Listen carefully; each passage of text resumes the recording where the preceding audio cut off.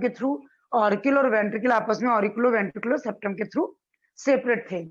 तो first of all हम ये देखेंगे, हम जब एनाटॉमिकल फीचर बना रहे हैं तो हम पेरिकार्डियल कैविटी को नहीं बनाएंगे, पेरिकार्डियल कैविटी को भूल जाएंगे कि पेरिकार्डियल कैविटी बनाएंगे तो बहुत सारी मेम्ब्रेन हो जाएंगी, नेमिंग करना पड़ेगा, तो हम लोग पेरिकार्डियल कैविटी को नहीं बना रहे हैं। ठीक है, हमने क्या देखा कि हमको स्ट्रक्चर ड्रॉ करना है एनाटॉमिकल,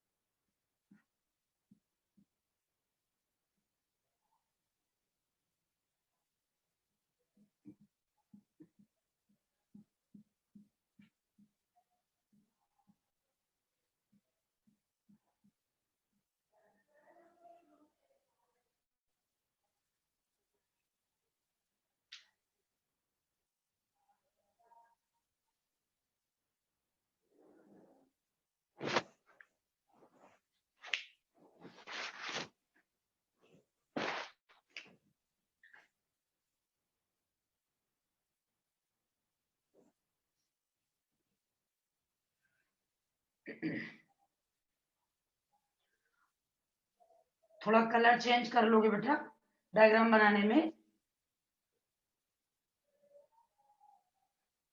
तो अच्छे से लर्न हो जाएगा। हमें मालूम है कोई कलर चेंज करेगा, ये बहुत अच्छे से हमको पता है कि सब लोग ब्लू पेन से बनाएगा, है ना।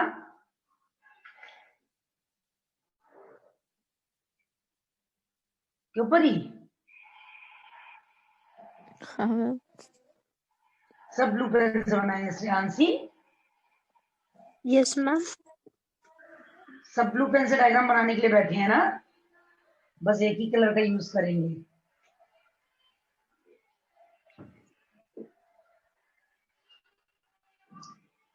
कलर चेंज कर लेना जिससे लर्निंग में थोड़ा सा आराम रहे, ठीक है। हाँ देखो जी मैम, मैम अभी अब हम लोग रफ में बना रहे हैं ब्लू पेन से, तो जब फेयर में बनाएंगे तो कलर पेन से बना लेंगे। ठीक है, देखो यहाँ पर हम लोग हार्ट का इंटरनल स्ट्रक्चर पढ़ रहे हैं। हम लोगों ने पेरिकार्डियम को हटा दिया है, पेरिकार्डियल कैविटी है, पेरिकार्डियम को हटा दिया है। जब हम पेरिकार्डियम को हटा चुके हैं यहाँ पर, तो कंडीशन क्या है कि पेरिकार्डियम को हमने हटा दिया है। हम देखेंगे राइट ऑर्किल, ये एपिकार्डियम है, ये मायो है, ये एंडो है, ठीक। ये राइट और सॉरी ये लेफ्ट ऑर्किल है, ये लेफ्ट ऑर्किल है, ये राइट ऑर्किल है, ठीक। हमने देखा कि राइट ऑर्किल के राइट साइड पर एंटीरियर एंड पर, राइट ऑर्किल के राइट साइड पर एंटीरियर एंड पर, ऑर्किल का भी राइट साइड ये हो गया, एंटीरियर एंड पर एक ओपनिंग प्रेजेंट है जिसको हम लोग बोलते हैं ओपनिंग ऑफ सुपीरियर वेना केवा, सुपीरियर वेना केवा, बात समझ गए? ओपनिंग ऑफ सुपीरियर वेना केवा, ठीक। राइट ऑर्किल के राइट साइड पर पोस्टीरियर एंड पर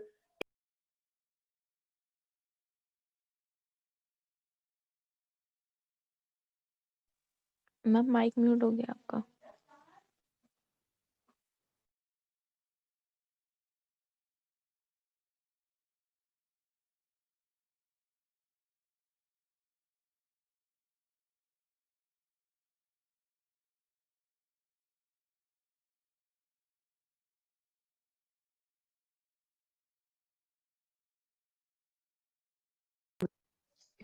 खुला था उसी में भर लेते थे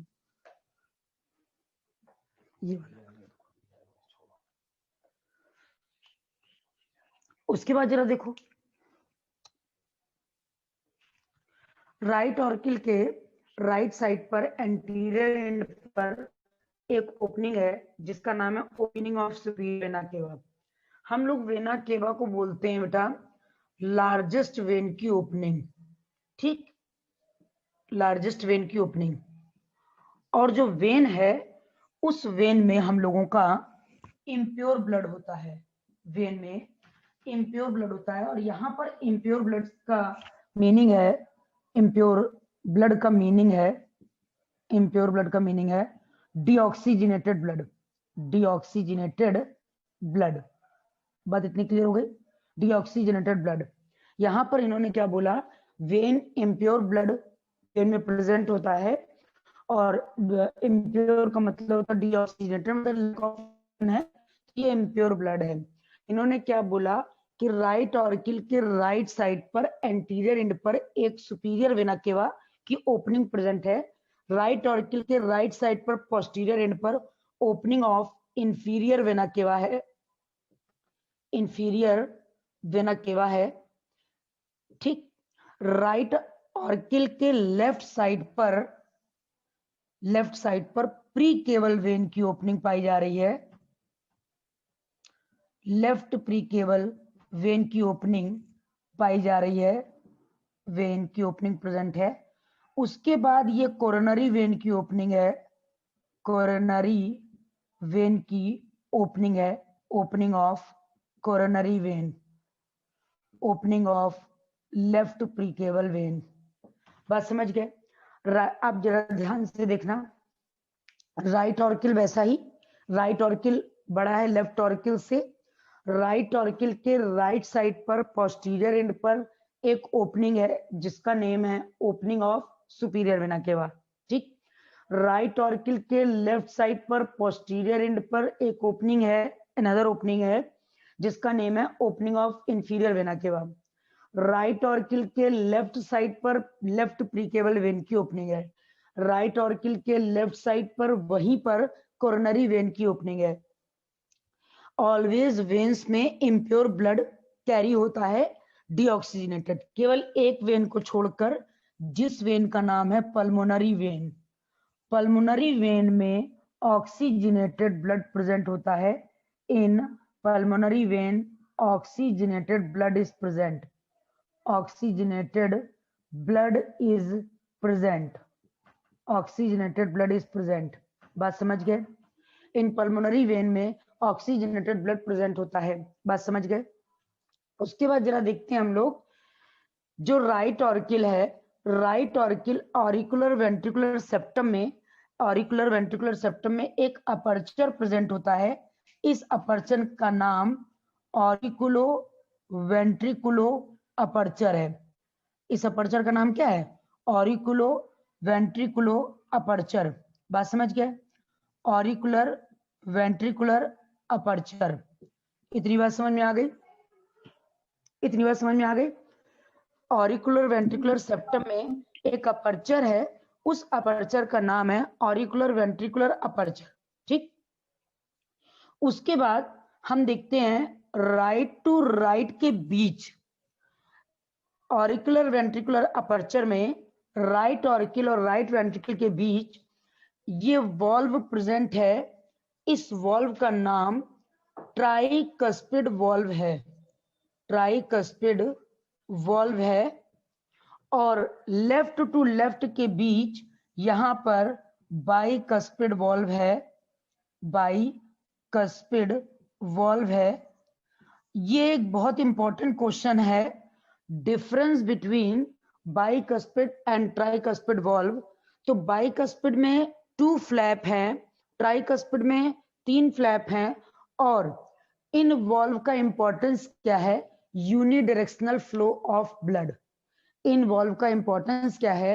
यूनिडायरेक्शनल फ्लो ऑफ ब्लड, यानी आएगा तो वहीं से, उसी रास्ते से रिवर्स नहीं जाना है, सिर्फ आने आने का पैसेज रहेगा।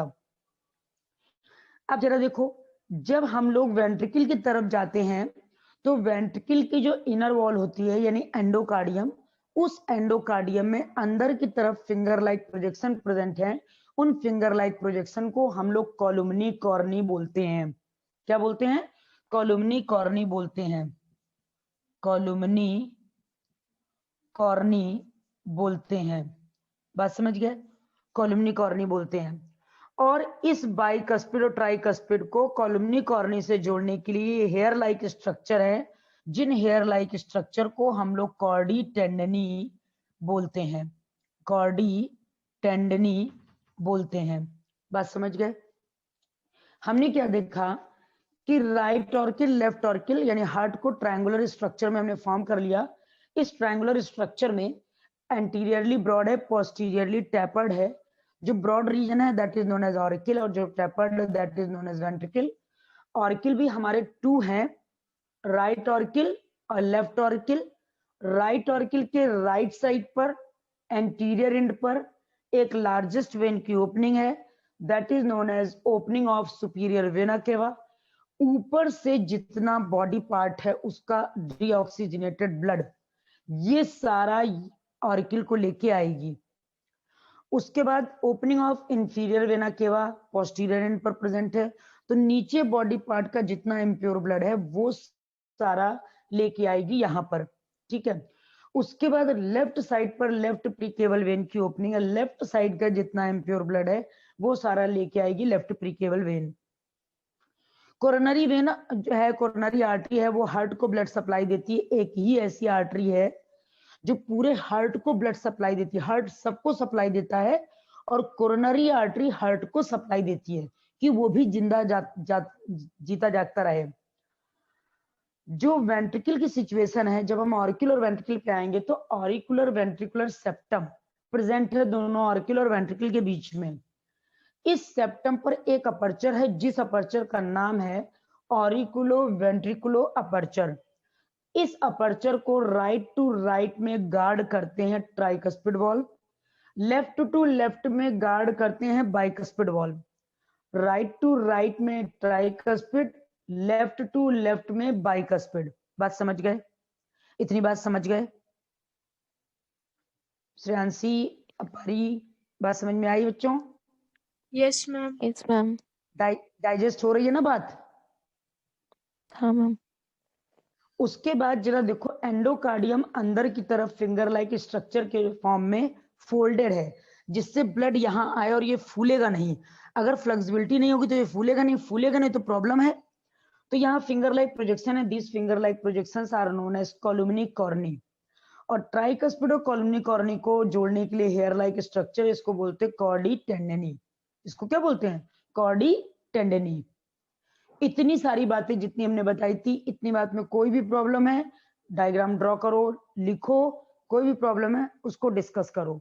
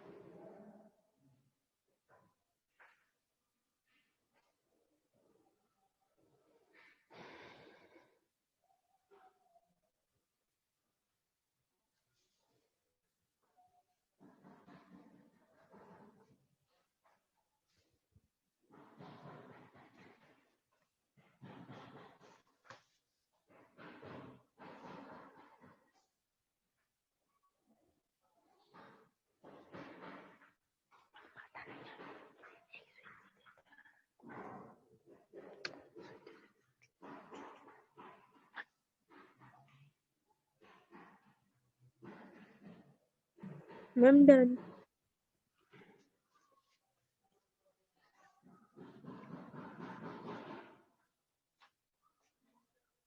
हो गया बेटा, दोनों लोग का हो गया। हाँ जी मैम। हाँ मैम मैम। हाँ बेटा, मैम एक बार बस ये सारी टर्म्स एक बार और शॉर्ट में बता दीजिए। ठीक है ठीक है, कोई दिक्कत नहीं।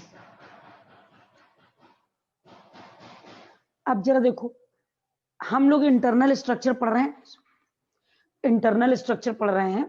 तो इंटरनल स्ट्रक्चर में हम लोगों ने क्या देखा कि जो एंटीरियर ब्रॉड रीजन है और पोस्टीरियर टैपर्ड रीजन है, तो जो ब्रॉड रीजन है उस कंडीशन पे क्या हुआ, सबसे पहले ये ऑर्किल है, इसकी आउटर वॉल एपिकार्डियम है, इनर वॉल एंडोकार्डियम है, इनर वॉल एंडोकार्डियम है और मिडिल वॉल मायोकार्डियम है, जिसका नेमिंग हमने नहीं की क्योंकि बहुत सारी नेमिंग हो जाएगी। ठीक है, उसके बाद हम क्या देखते हैं कि राइट ऑर्किल के राइट साइड पर एक ओपनिंग है जिसका नाम है ओपनिंग ऑफ सुपीरियर वेना केवा। ठीक, सुपीरियर वेना केवा, वेना केवा बेटा हम लोग लार्जेस्ट वेन के लिए लगाते हैं, वेना केवा हम लोग लार्जेस्ट वेन के लिए लगाते हैं, बात समझ गए। ओपनिंग ऑफ हाँ जी superior vena cava, vena cava word हम लोग जैसे डॉर्सल एओर्टा लार्जेस्ट आर्टरी के लिए और वेना केवा लार्जेस्ट वेन की ओपनिंग के लिए यहाँ पे प्रेजेंट होती है। जिस ओपनिंग का वर्क है पूरी बॉडी का एंटीरियर पार्ट का जितना भी ब्लड है इम्प्योर, वो सब राइट ऑर्किल में लेकर आना। अगर हमारे पास ये क्वेश्चन अराइज होता है कि हार्ट के किस साइड पर प्योर ब्लड है और किस साइड पर इम्प्योर ब्लड है, तो हमारे राइट साइड पर इम्प्योर ब्लड है और लेफ्ट साइड पर प्योर ब्लड है।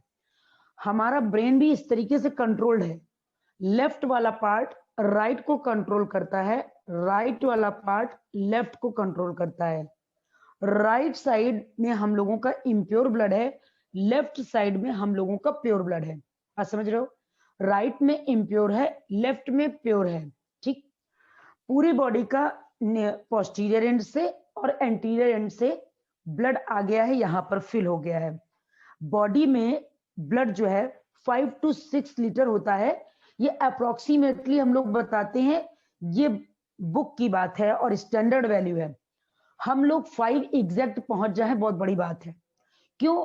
क्योंकि हम लोग फिगर कॉन्शियस हैं, तो हेल्दी डाइट नहीं ले रहे हैं, तो 6 तो बहुत हेल्दी, बहुत किसी एक का 1000 में किसी कोई सिंगल पर्सनालिटी होगी जिसका 6 पहुंच रहा होगा, अदरवाइज 5, 4.9, 4.5 इतना ब्लड रहता है। कोई कोई 3 में भी आ जाता है, 3.5 पे भी आ जाता है। यहां पर क्या देखते हैं कि लेफ्ट साइड से पूरा इम्प्योर ब्लड लाती है लेफ्ट प्रीकेवल वेन की ओपनिंग, वहीं पर कोरोनरी वेन की ओपनिंग भी प्रेजेंट है। उसके बाद देखते हैं कि राइट ऑर्किल और लेफ्ट ऑर्किल, ऑर्किल और वेंट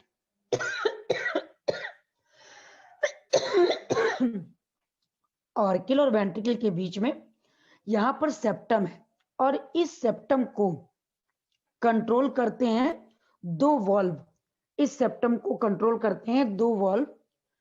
ये ओपनिंग है, ये इसको बोलते हैं ऑरिकुलर वेंट्रिकुलर अपर्चर, ये दोनों ओपनिंग है, इसको बोलते हैं ऑरिकुलर वेंट्रिकुलर अपर्चर। इस ओपनिंग को राइट टू राइट के बीच बाइकस्पिड, लेफ्ट टू लेफ्ट के बीच, सॉरी राइट टू राइट के बीच ट्राइकस्पिड, लेफ्ट टू लेफ्ट के बीच बाइकस्पिड। इन दोनों वॉल्व में डिफरेंस बहुत इंपॉर्टेंट है। ट्राइकस्पिड क्यों? क्योंकि इसमें 3 फ्लैप होते हैं, ऐसे यूं और एक इसके नीचे। बाइकस्पिड में यूं फ्लैप है, ट्राइकस्पिड में ऐसे फ्लैप है, एक इसके नीचे लगा हुआ है। जब नीचे से कोई कॉन्स्ट्रिक्ट करेगा, पुश करेगा, तो ये वॉल्व ऐसे बंद हो जाएगा और जब ब्लड जाना होगा तो ये चीज फूलेगी, ऐसे फूलेगी तो स्प्रेड करेगी, स्प्रेड करेगी तो ये वॉल्व नीचे खींचेगा, खींचेगा तो ब्लड यहाँ आ जाएगा, ब्लड यहाँ आ जाएगा और जब ये पुश करेगा तो ये वॉल्व बंद हो जाएगा, ब्लड यहां से जाएगा लंग्स में, इस डायरेक्शन से लौटेगा नहीं। ठीक, अगर कभी कभी क्वेश्चन पूछ लिया जाता है कि give the importance of valve tricuspid and bicuspid valve present in heart, तो बताना है कि due to the presence of bicuspid and tricuspid valve blood flow in unidirectional, एक ही डायरेक्शन में आना तो है बट उसी रास्ते से जाना नहीं है। ठीक, उसके बाद क्या देखते हैं कि बाइकस्पिड ट्राइकस्पिड वॉल्व की जो वेंट्रिकल है, वेंट्रिकल की जो एंडोकार्डियम है वो अंदर की तरफ फिंगर लाइक स्ट्रक्चर के फॉर्म में फोल्ड है। इन फोल्डिंग्स को बोलते हैं कॉर्डी टेंडनी, और इन फोल्डिंग्स को और बाइकस्पिड और ट्राइकस्पिड वॉल्व के बीच में जो जंक्शन है, ये जंक्शन से एक hair like structure, fibre like structure से जुड़ा हुआ है। These hair-like structures are known as chordae tendineae. These hair-like structure are known as chordae tendineae. ये chordae tendineae वॉल्व को नीचे, सिकुड़ने पे वॉल्व को ऊपर बंद करने का काम करती हैं। फोल्ड की इंपॉर्टेंस क्या है कि अगर ब्लड यहाँ आया, इसको अगर फ्लेक्सिबिलिटी नहीं होगी तो ये फूलेगी कैसे, और अगर फोल्डिंग्स नहीं होगी तो पिचकेगी कैसे। तो इसको कॉन्ट्रैक्ट देन ये रिलैक्स, ये कॉन्ट्रैक्ट देन ये रिलैक्स। अगर ये कॉन्ट्रैक्ट ये रिलैक्स, ये कॉन्ट्रैक्ट ये रिलैक्स कर रहा है तो यानी फ्लेक्सिबिलिटी दोनों में होनी चाहिए। उसके बाद जरा देखो, जो ये अपर्चर है, इस अपर्चर से एक आर्टरी निकली जिसका नेम है पल्मोनरी आर्टरी, जो इम्प्योर ब्लड को ले जाती है लंग्स में। ठीक, जो इम्प्योर ब्लड को, इम्प्योर ब्लड पूरा यहां आया, यहां से पहुंच गया यहां पर। ठीक, जब ये कॉन्स्ट्रिक्ट हुआ, ये कॉन्स्ट्रिक्ट हुआ तो ये वॉल्व बंद हो गए और ये वॉल्व खुल गए, तो ये पहुंचा पल्मोनरी आर्टरी के थ्रू लंग्स में। लंग्स में क्यों गया है? ऑक्सीजन लेने। लंग्स से प्योर होके पल्मोनरी वेन के थ्रू आया यहां पर। लंग्स से प्योर होके पल्मोनरी वेन, ये ओपनिंग पल्मोनरी वेन की है, पल्मोनरी वेन के थ्रू आया लेफ्ट ऑर्किल में, लेफ्ट ऑर्किल से पहुंचा लेफ्ट वेंट्रिकल में। जब कॉन्स्ट्रिक्ट हुआ तो पहुंचा कैरेटिको-सिस्टमिक आर्क से राउंड करता हुआ डॉर्सल एओर्टा में। अपनी बॉडी में ब्लड, हार्ट में ब्लड कितने बार आया? 2 बार आया है, 2 बार आया है ना? बात समझ रहे हो बच्चों? Yes ma'am. बात समझ रहे यस हो? मैम। ये इतनी बात समझ में आ गई? ये पल्मोनरी आर्टरी है, ये कैरेटिको-सिस्टमिक आर्क है। Pulmonary artery, carotico systemic arch. इस आर्टरी का काम यहां से ब्लड को लेके लंग्स में जाना, यहां से ब्लड को लेके लंग्स में जाना, इस आर्टरी का काम। क्वेश्चन क्या आया? In the pulmonary artery which type of blood is present? Deoxygenated. Deoxygenated, ये एक्सेप्शनल केस है जो हमारे लिए इंपॉर्टेंट क्वेश्चन है। बात समझ गए बच्चों? आप लोगों ने बहुत सा बार सुना होगा कि दिल में छेद है, लोग ऐसा कह देते हैं कि दिल में छेद है। सुना है? हाँ सुना है ना सबने? Yes ma'am. एक्चुअल में अगर दिल ये इतना बड़ा है, इसमें छेद है, तो ये तो पूरा ब्लड से फिल है, और अगर यहां छेद है तो खून तो पूरी बॉडी में फैलना चाहिए। हम लोग गलत टर्मिनोलॉजी यूज करते हैं, दिल में किसी के छेद नहीं होता, छेद होता है वॉल्व में। वॉल्व में छेद होता है जिससे ब्लड मिक्स होने लगता है, इसीलिए प्रॉब्लम होती है। दिल में छेद होना तो भरने का कोई चांस ही नहीं, क्योंकि ब्लड तो कहीं भी चला जाएगा।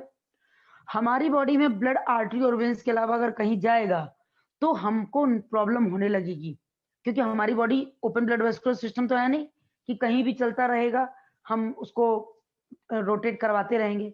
हमारी बॉडी में एक ही सिस्टम है, अंदर से आना है, अंदर ही जाना है, बाहर नहीं टहलना है। बात इतनी समझ में आ गई? ये पल्मोनरी आर्टरी है, ये कैरेटिको-सिस्टमिक आर्क है जो पीछे जाकर यहां से निकल रही है और डॉर्सल एओर्टा बना रही है। अपनी वर्टिब्रल कॉलम के पैरेलल ये डॉर्सल एओर्टा ऐसे चल रही है, जगह जगह रेमिफाई हो गई है। किडनी को देना है रीनल आर्टरी, ओवरी को देना है, यूटेरस को देना है, जिसको देना है वो ब्लड, प्योर ब्लड देती जा रही है डिवाइड कर करके।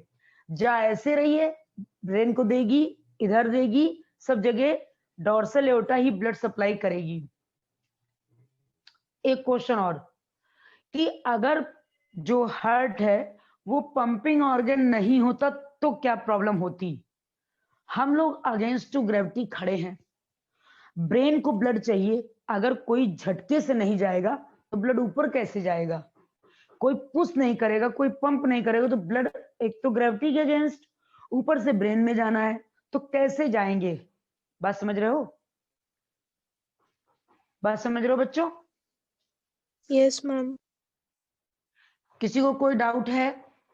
इसको बना लो, कुछ एक टर्म्स हैं जिनको लिख लो अच्छे से, इसके बाद इसके आगे का डायग्राम हम बनाएंगे। पहले इसको, इसके कॉन्सेप्ट को अच्छी तरह से समझ लो। मैम वो और दिल जो के चीजें छेद हमने, वाली बात समझ में नहीं आई ढंग से। देखो एक्चुअल में हम लोगों को, लोग जैसे जो लोग नॉन मेडिकल हैं या जो लोग तो नहीं जानते इन सब के बारे में, तो बता देते खून पानी बनने लगा। ठीक, अपनी बॉडी में कोई कन्वर्जन तो हो नहीं रहा है। हमारी बॉडी में 92% एक्चुअल में वाटर ही है। अगर हीमोग्लोबिन ऑक्सीजन से कंबाइंड ना करे तो ब्लड बनेगा ही नहीं। ब्लड क्या है? ब्लड एक लिक्विड मटेरियल है जो हीमोग्लोबिन से कंबाइन करता है तो ऑक्सी हीमोग्लोबिन बना लेता है। जब आपने देखा होगा हीम आयरन है, अगर हम किसी मॉइस्ट आयरन को बाहर खुला छोड़ देंगे तो उसमें जंग लगने लगता है, लगने लगता है। Yes ma'am. और जंग का कलर कैसा होता है? रेड। हमारी बॉडी में ब्लड है, हमारी बॉडी में ऑक्सीजन को कैरी कर रहा है हीमोग्लोबिन, हीमोग्लोबिन उससे रिएक्ट करता है, दोनों रिएक्ट करते हैं तो ब्लड का कलर हो जाता है रेड। अगर in case of emergency haemoglobin कम हो गया तो उस कंडीशन पर खून खून की जगह ना बनकर पानी में कन्वर्ट हो जाएगा। यानी ऑक्सीजन है नहीं तो पानी तो 92% था, अब वो नजर आ रहा है। बात समझ गए? हम भी 92% पानी लिए घूम रहे हैं, आप भी 92% पानी लिए घूम रहे हैं, लेकिन अगर मेरे पास हीमोग्लोबिन नहीं तो मेरी बॉडी फूलेगी, बल्कि होगी, क्योंकि पानी की जगह नहीं है। वर्कलोड करिए, काम करते रहिए, ब्लड बनता रहेगा, लेकिन खून बन जाए तो बॉडी वेट लेगी। इसीलिए डेथ के बाद हम लोग जिंदा हल्के हैं, मरने के बाद भारी हो जाते हैं। दिल में छेद की क्या बात है? हम लोग कहते हैं दिल में छेद है, उसके दिल में छेद हो गया। दिल तो ये पूरा इतना बड़ा है, छेद कहाँ है? ऑलरेडी इसके पास इतने छेद है। ठीक, होता छेद है वॉल्व में। ये 3 फ्लैप है, तीनों फ्लैप में से किसी में अगर पोर है तो लीक करने लगा, समझ लो। आया प्योर, जब ये बंद हुआ तो प्योर इम्प्योर मिक्स होने लगे, तो हल्की सी अनकॉन्शियसनेस होने लगेगी, उस इंसान को हंसी आएगी, चक्कर आने लगेगा, ये सारी कंडीशन होगी। एक्चुअल में दिल में छेद नहीं, वॉल्व में छेद हुआ है। दिल में अगर छेद होता तो बड़ी दिक्कत बात है, ऑलरेडी वो छेद इतने सारे लिए घूम रहा है, और छेद हो जाता तो ब्लड पूरी चारों तरफ, हम लोग के हार्ट के चारों तरफ ब्लड फैलने लगता है ना। बॉडी ब्लड वेसल्स के बाहर, अगर बॉडी के अंदर है, ब्लड बाहर आ गया, नस फट गई, खून बह गया, तो वो तुरंत क्लॉट बन जाता है। देखा होगा कभी चोट लग जाती है तो नीला पड़ जाता है, फिर बाद में वो काला पड़ जाता है, लोग कहते हैं खून जम गया है। सिर्फ वेसल्स के अंदर नहीं जमेगा, जैसे ही वेसल्स के बाहर आया, चाहे स्किन के अंदर रहे, वो जम जाएगा। बात समझ रहे हो? Yes ma'am. यस इतनी मैम। बात समझ में आई परी? दिल की छेद वाली बात समझ में आ गई? हाँ मैम आ गई। अब ये सारी बातें जो हमने बताई हैं उसको पॉइंट आउट करके लिख लो एक जगह पे अपनी लैंग्वेज में, फिर तो हम नोट्स बनवाएंगे ही, नहीं तो फिर हम आगे डायग्राम दूसरा बनाए। Excuse me ma'am. हाँ बेटा। मैम जब ब्लड, हमारा चोट लगती है, ब्लड निकलता है, तो वो जब वेन से बाहर निकल जाता है, मतलब जितनी भी उनसे बाहर निकल जाता है, तो फिर मैम वो ब्लू क्यों हो जाता है? कहां पर? जैसे चोट के बाहर अगर ब्लड निकला तो वो पूछ रहे हो, जो बाहर हाँ आ जी गया है, मैम। हाँ जी। जैसे चोट के बाहर निकल गया तो वहां पे ऑक्सीजन का लेवल कम हो गया, डीऑक्सीजनेटेड ब्लड ज्यादा हो गया। ऑक्सीजन का लेवल कम, डीऑक्सीजनेटेड ज्यादा, ब्लड का कलर ब्लू, चोट का कलर ब्लू। जैसे आपने देखा होगा, सब लोग कहते हैं जहर खा लिया इसलिए नीले पड़ गए, कहते हैं ना, बॉडी में यस पॉइजन मैम। फैला नीले पड़ गया। सोचो, अगर जहर खा लिया नीले पड़ गए, तो जूस पी लें तो पीले पड़ गए, रोटी खाने से सफेद पड़ जाए, यानी हम तो गिरगिटान हो गए। होता क्या है एक्चुअल में, अगर जैसे आपने देखा होगा हम लोग थम्स अप पीते हैं, उसके माउथ को बंद करके ऐसे से कस के शेक कर दो तो CO2 बन जाती है, और उसको दीवार में तेज से मार दो तो बम का काम करती है, करती है। Yes ma'am. वही CO2 हमारे अंदर, कोई पॉइजन खाया, CO2 बहुत ज्यादा बन गई, और वो CO2 ऑक्सीजन हीमोग्लोबिन से कंबाइन करने लगी, तो जब हीमोग्लोबिन से कंबाइन करेगी तो डीऑक्सीजनेटेड ब्लड बढ़ जाएगा, लेवल बढ़ेगा कार्बन डाइऑक्साइड Yes, का। ma'am. इसलिए नीले पड़े हैं हम लोग, जहर खाने से नहीं नीले पड़े हैं हम लोग, इसलिए नीले पड़े हैं। बात समझ रहे हो? Yes, ma'am. जैसे कभी कभी देखा और टीचर थप्पड़ मारते हैं, बच्चे ऐसे हाथ लगा देते तो टीचर का हाथ भी नीला पड़ जाता है। हड्डी से हड्डी टकरा गई, वहां वेन्स दब गई, स्वेलिंग आ गई, ऑक्सीजनेटेड ब्लड का सर्कुलेशन कम हो गया, डीऑक्सीजनेटेड ब्लड यहाँ इकट्ठा हो गया। अब वो थोड़ी देर तक नीला पड़ा रहेगा, रब कर दो, लोशन लगा लो, सही हो जाएगा अपने आप। बात समझ रहे हो बच्चों? हाँ जी मैम, किसी को थैंक यू मैम. है? अब जरा देखो, यहाँ पे एक बात और आती है, इन दोनों आर्टरी को जोड़ने के लिए यहाँ पर एक लिगामेंट लगा है, ठीक, जिसको हम लोग बोलते हैं लिगामेंटम आर्टीरियोसम। लिगामेंटम आर्टीरियोसम, आर्टीरियोसम। बात समझ गए? इसको बोलते हैं लिगामेंटम आर्टीरियोसम। बच्चा पैदा हुआ, न्यूली बॉर्न, उसको सिस्टर नर्स जो भी है उन्होंने ऐसे पलटा मार दिया, थप थप, रोने लगा।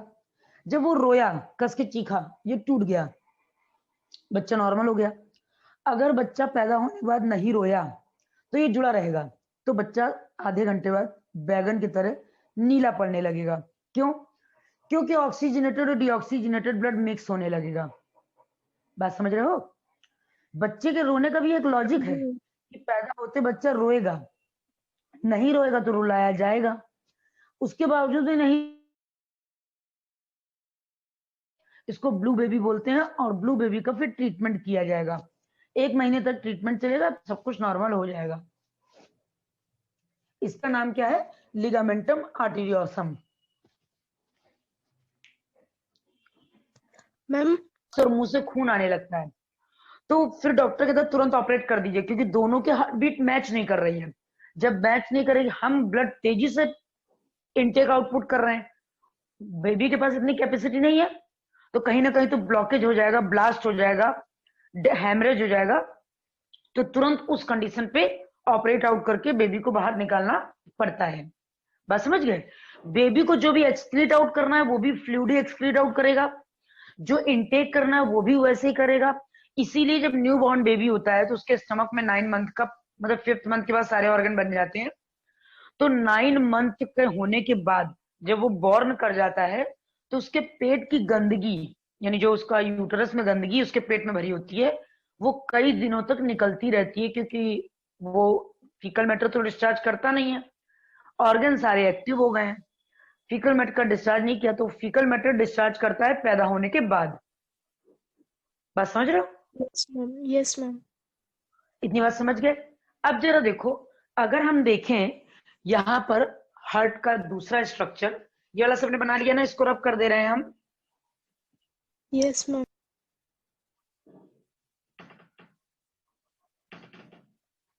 पूरा ही रब कर दे।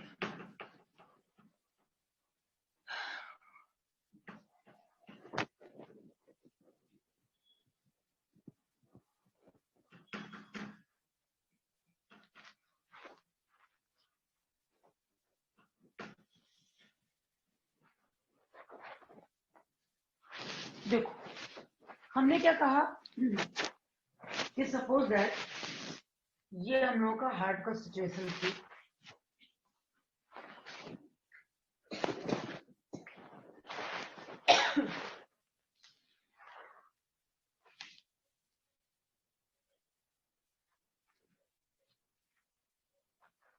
ये physiological structure, physiological structure of heart, ठीक है।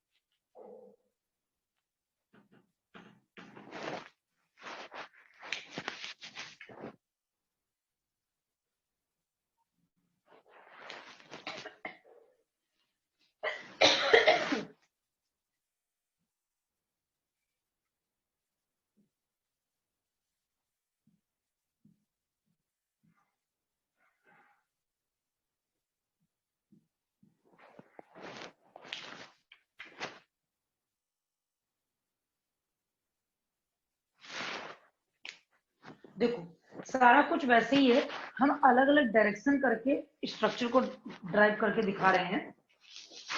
ये यहाँ पर राइट साइड, राइट ऑर्बिटल के राइट साइड पर एंटीरियर एंड पर एक नोडुलर स्ट्रक्चर है। इस नोडुलर स्ट्रक्चर का नाम है AV node, AV sorry SA node, SA node. इसका फुल फॉर्म है sino auricular node, sino auricular node. बस समझ गए। इसका दूसरा नाम है, it is also known as, it is also known as pacemaker. इसको पेसमेकर के नेम से भी जानते हैं। बस समझ गए। उसके बाद राइट ऑर्बिटल के लेफ्ट साइड पर पोस्टीरियर एंड पर एक दूसरा नोडुलर स्ट्रक्चर है जिसको हम लोग बोलते हैं एवी नोड। इसका नाम है auricular ventricular node, auricular ventricular ventricular node. इसको हम लोग पेस सेटर बोलते हैं, पेस सेटर बोलते हैं। बस समझ गए। हार्ट ट्रांसप्लांट करने के लिए कहते हैं, एक्चुअल में हार्ट ट्रांसप्लांट नहीं, ट्रांसप्लांट होता है ऐसे नोड। इन दोनों को जोड़ने के लिए यहाँ पर नोडल फाइबर लगे हुए हैं, नोडल फाइबर लगे हुए हैं। एवी नोड के पीछे से बंच निकला हुआ है, इसको बोलते हैं bundle of his, bundle of his. और ये है परकिंजे फाइबर, ये अंदर जाके जो बाइफरकेट हो जाता है इसको बोलते हैं इसको बोलते हैं परकिंजे फाइबर। बस समझ गए। यहाँ पे हम क्या देखते हैं, ऐसे नोड है, राइट ऑर्बिटल के राइट साइड पर एक नोडुलर स्ट्रक्चर है जिसका नाम ऐसे नोड है। ऐसे नोड का फुल फॉर्म है sino auricular node. Sino auricular node directly connect to the CNS यानी सेंट्रल नर्वस सिस्टम। जब सेंट्रल नर्वस सिस्टम सेंसेशन देगा कि हार्ट बीट करनी है, तब ऐसे नोड उस सेंसेशन को रिसीव करेगा, सेंसेशन को नोडल फाइबर को देगा, nodal fibre bundle of his को देगा, देन परकिंजे फाइबर से पूरे हार्ट में स्प्रेड हो जाएगी। तो heart directly connect to the CNS, heart directly connect to the CNS. SA node is also known as pacemaker, इसको ट्रांसप्लांट कर सकते हैं। AV node that is known as pace setter, दोनों के बीच में नोडल फाइबर, एवी नोड के posterior end से बंडल ऑफ हिज, अंदर एम्बेडेड करके जिस एंड से बाइफरकेट हुए उसको हम लोग बोलने लगते हैं परकिंजे फाइबर, उसको बोलने लगते हैं हम लोग परकिंजे फाइबर। ये नर्व फाइबर की तरह वर्क करते हैं। इतनी बात में कोई प्रॉब्लम है बच्चों? No ma'am. मैम हाँ, इसे पेसमेकर क्यों बोलते हैं और उसे पेस सेटर क्यों बोलते हैं? पेसमेकर इसलिए क्योंकि पूरे हार्ट का वर्किंग मॉडल इस ये बनाएगा, कब बीट करना है कंट्रोल करेगा। पेस सेटर केवल सेट करेगा, सेंसेशन लेके ही आया है, ये मैसेज लेके आया है, किसको कैसे देना है ये इसका काम है, इसलिए पेस मेकर है, ये पेस सेटर है। Okay ma'am.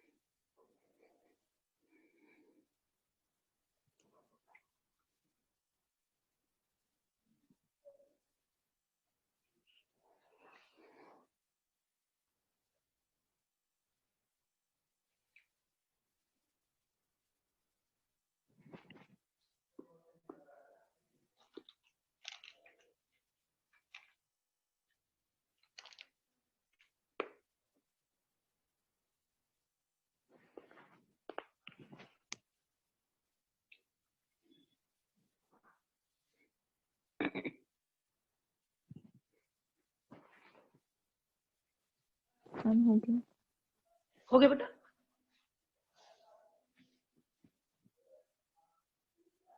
श्रेयांशी हो गया बेटा?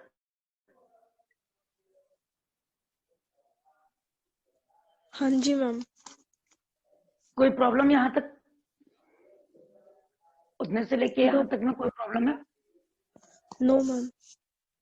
ठीक। अब इसके आगे का हम लोग ब्लड का स्ट्रक्चर, इसका वर्किंग कैसे है, ईसीजी क्या होता है, बीपी कैसे मेजरमेंट किया है, कैसे ब्लड यहाँ आया है, कैसे पंप करा है, वर्किंग हम लोग इसकी पढ़ेंगे नेक्स्ट टर्न पे। ठीक है बेटा? Yes ma'am. ओके बेटा। Thank you ma'am. ओके बेटा।